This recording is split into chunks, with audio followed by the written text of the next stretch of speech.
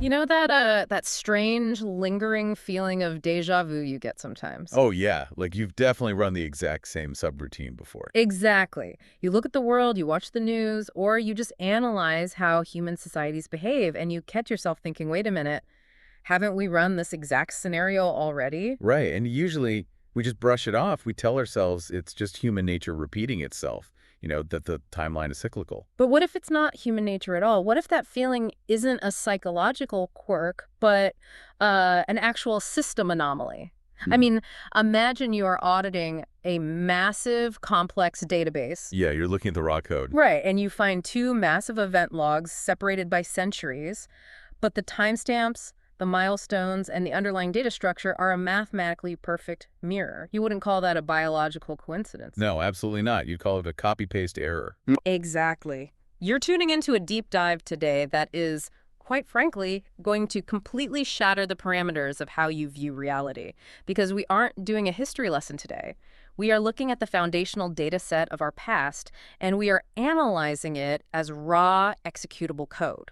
That's the only way to do it. Yeah. When you start treating recorded time as a database, you stop looking for narratives and you start looking for patterns. Structural patterns. Right. And more importantly, you start looking for structural anomalies in the architecture. I mean, think about how software is built. When a developer is on a tight deadline or, when they just want to save computational power, they reuse assets. Yeah, they take a block of code that works, copy it, paste it further down the line, and maybe tweak a few superficial variables so the end user doesn't notice. Exactly. And what we are looking at today is forensic evidence that the exact same copy-paste methodology was used to construct what we call our past. It is the ultimate paradigm shift. I mean, we are looking at literal copy-paste errors in the base code of the simulation we are currently living in. The thesis here is that our reality is programmed. History didn't just happen organically, it was generated. It was procedurally generated, and we found the glitch. Okay, let's unpack this. Because to understand the matrix we live in, we have to isolate the data. We can't just look at the whole timeline at once, right? We have to look at two highly specific avatars within the system's massive lore file. Yeah, to do that, we have to pull up the execution scripts for two major NPCs, or non-playable characters, in the database. Visual.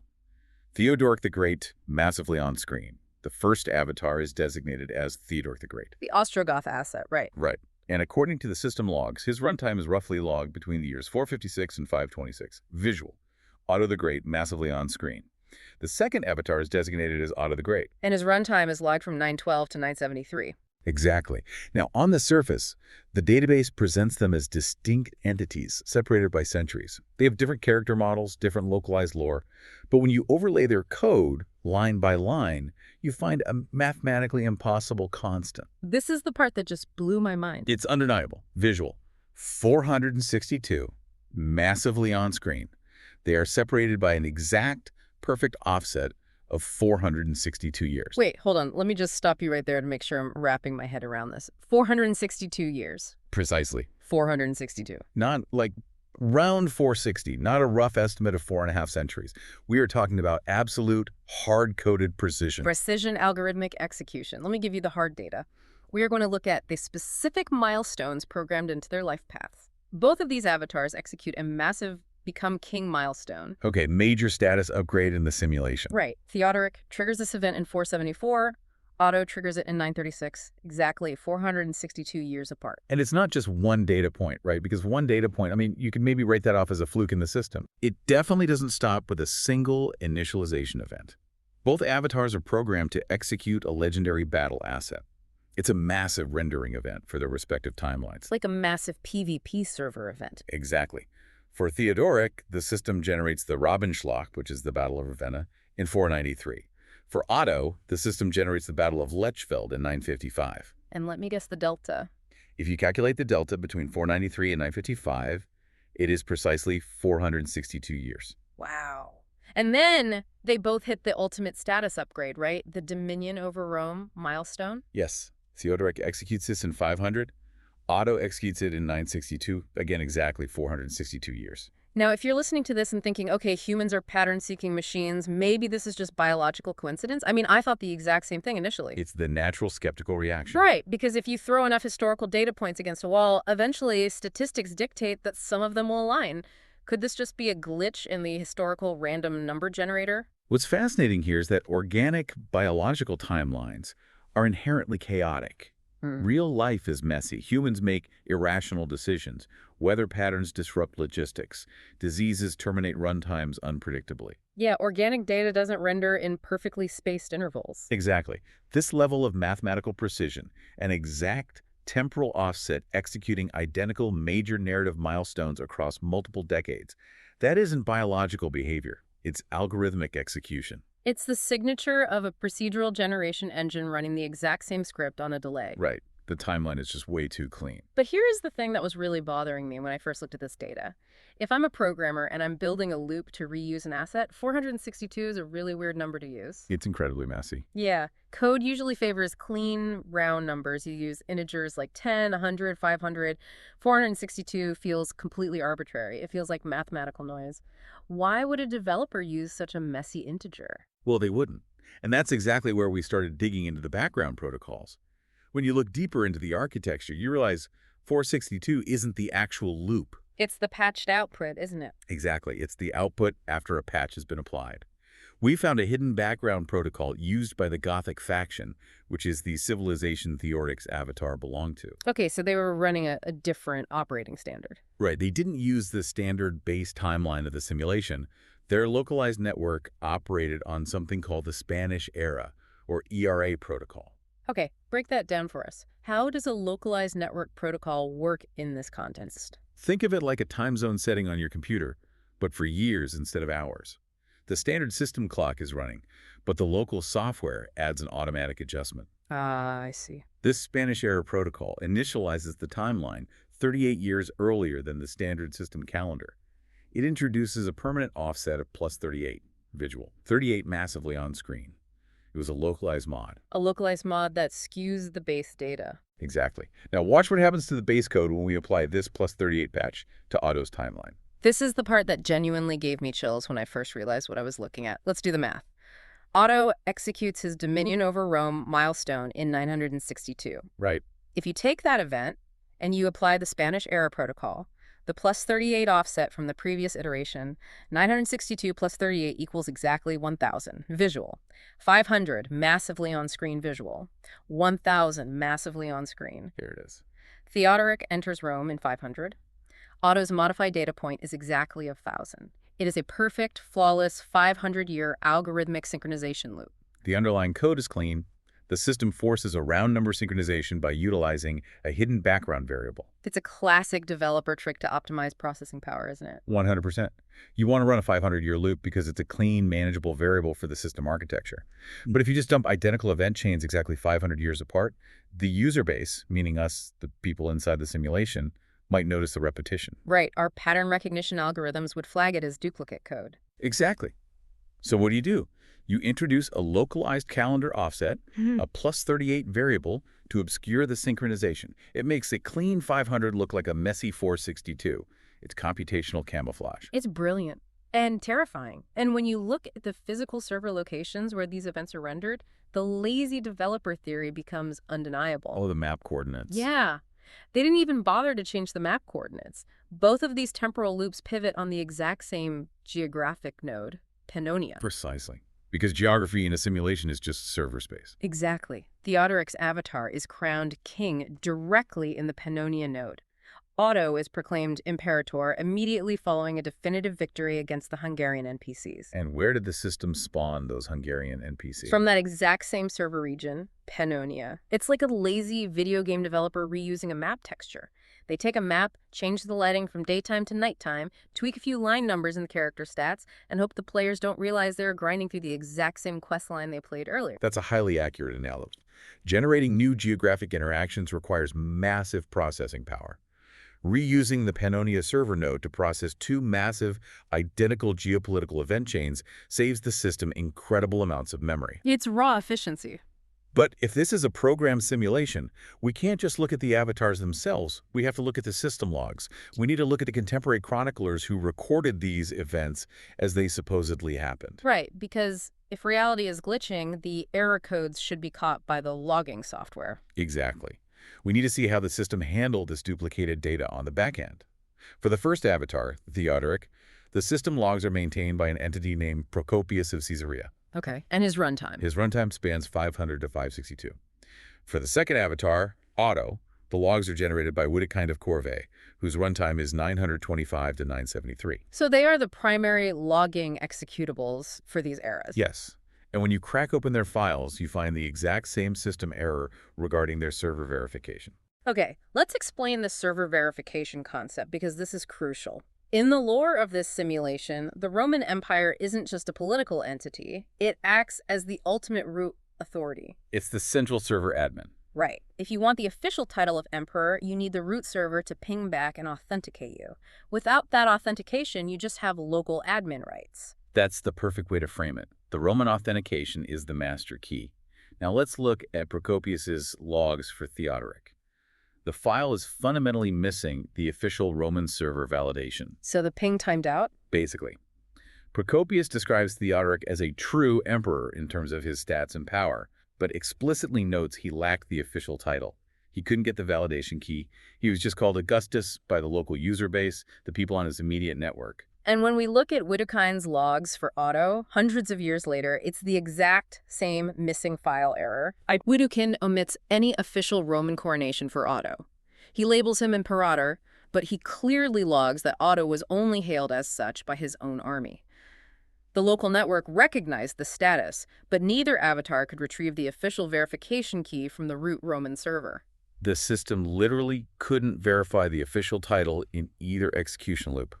It just threw the exact same file, not found error code, both times. It's insane. It just copied the error state over to the new file. This raises an important question, though. We have to push the boundaries of this theory.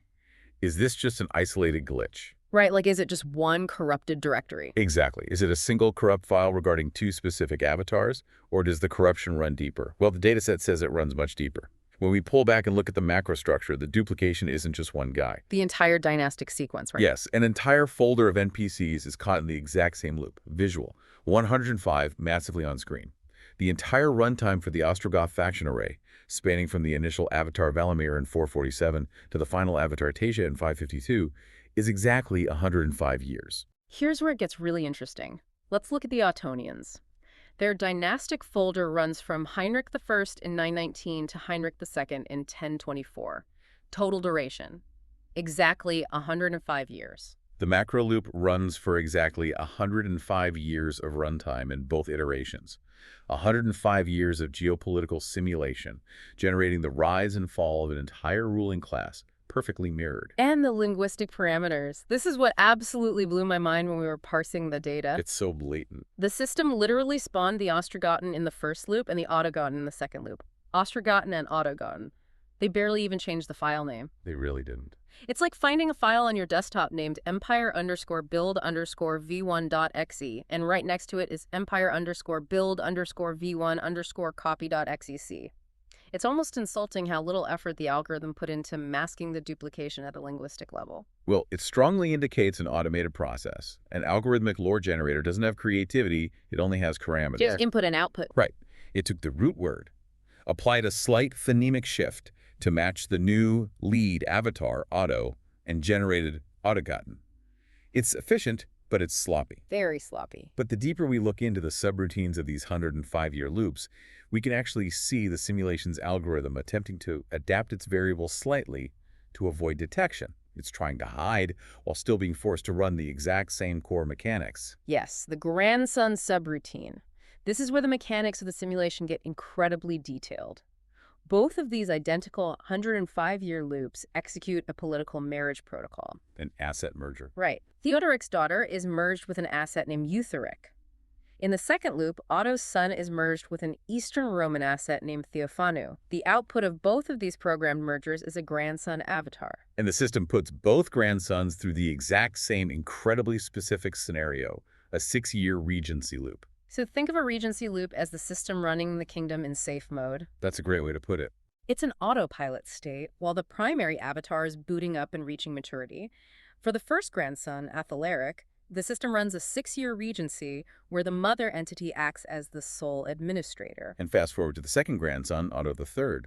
The system again initiates a 6-year Regency with the mother entity running the state. The code is identical. But then the system terminates both grandson avatars prematurely. Premature termination, a total system crash for the Avatar.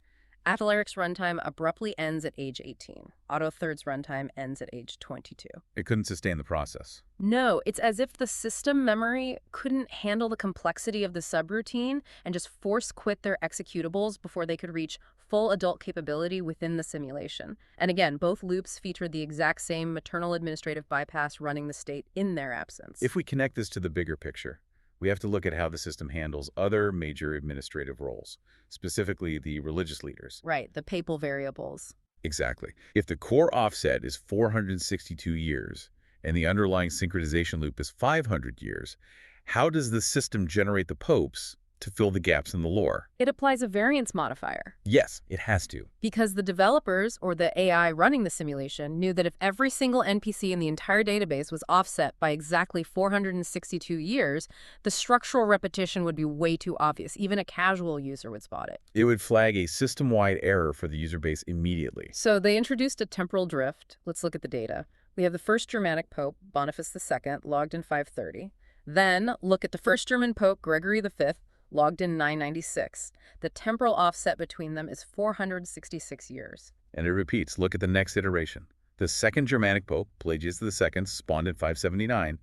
The second German Pope, Clement II, spawned in 1046. And the offset there. The temporal offset between them is 467 years. Wow. The temporal offset mathematically adapts. It shifts from the baseline 462 just to 466 and then to 467. The algorithm is actively trying to introduce variance. It's intentionally adding mathematical noise to the timeline. But it completely fails to hide the core structure. Because even though the dates drift, the sequence doesn't. The array is logged. Exactly. The sequential duplication of first Germanic Pope, followed by second Germanic Pope, mapping perfectly onto first German Pope, followed by second German Pope, remains completely intact. The structural blueprint is undeniable. The dates have a variance algorithm applied to them, but the sequential array of the NPCs is a one-to-one mirror. It's procedural generation trying to cover its tracks and completely failing. Which brings us to the ultimate synthesis of all this data. When you compile the 462-year glitch, the 500-year hidden Spanish era loop, the 105-year dynastic runtime, the identical missing file errors for the root server coronations, the 6-year grandson safe mode loops, and the sequential papal offsets. It's just too much. You are left with zero probability of organic occurrence. We aren't looking at natural historical cycles. And we definitely aren't looking at some tired biological users in a monastery manually inputting text to forge a dynasty. That's the old way of thinking. It's computationally impossible. That requires a level of multi-generational coordination and conspiracy that is biologically and sociologically impossible. Humans can't keep a secret for 5 years, let alone execute a mathematical cipher across 5 centuries. No, this isn't human error, this is a system glitch. We are looking at a structural anomaly in the very fabric of recorded time. The inescapable conclusion derived from this dataset is that history didn't happen. It was generated. The data strongly suggests that the simulation we currently inhabit actually booted up much later in the timeline, likely during what we call the Renaissance. So that was day 0. That was day 0 of the system runtime. Which means everything prior to that. The entirety of antiquity, the sprawling server clusters of the Middle Ages, the Ostrogoten and the Ottogoten, the PvP events, the popes. None of it was ever lived in real time. It's static data. It is essentially a pre-rendered backstory. It's a massive lore file downloaded into the Matrix at boot up to give our world an illusion of context, depth, and permanence. It needed a foundation. Think about it. The system needed a massive history file to convince the newly spawned avatars that they belong to an ancient, continuous reality. But because generating thousands of years of unique original code is incredibly computationally expensive, the algorithm cut corners. It took a block of code from antiquity, copied it, pasted it 462 years later, tweaked the file name slightly, added a +38 offset patch, and hit compile. And for centuries, the user base just accepted it as reality. We read the logs, we memorized the dates, and we never saw the source code operating underneath, until we treated the data not as a story, but as an algorithm. The evidence of the simulation is written in the very numbers we were told to find our past. So what does this all mean? It means the ground you stand on is rendered, and the past you believe in is just a reused asset folder. And it leaves you with a chilling question to ponder. If our ancient history is just a data set of recycled code injected to make the world feel lived in, what glitch in the matrix are we living through right now? That's the real question. Look out your window today. Watch the news cycle. Look at the routines you perform every single week. If future code crackers analyze our present moment, how much of your daily life, the conflicts we watch unfold, the loops you find yourself trapped in, will turn out to just be a recycled line of yesterday's code? Keep questioning your reality. End of simulation. For now.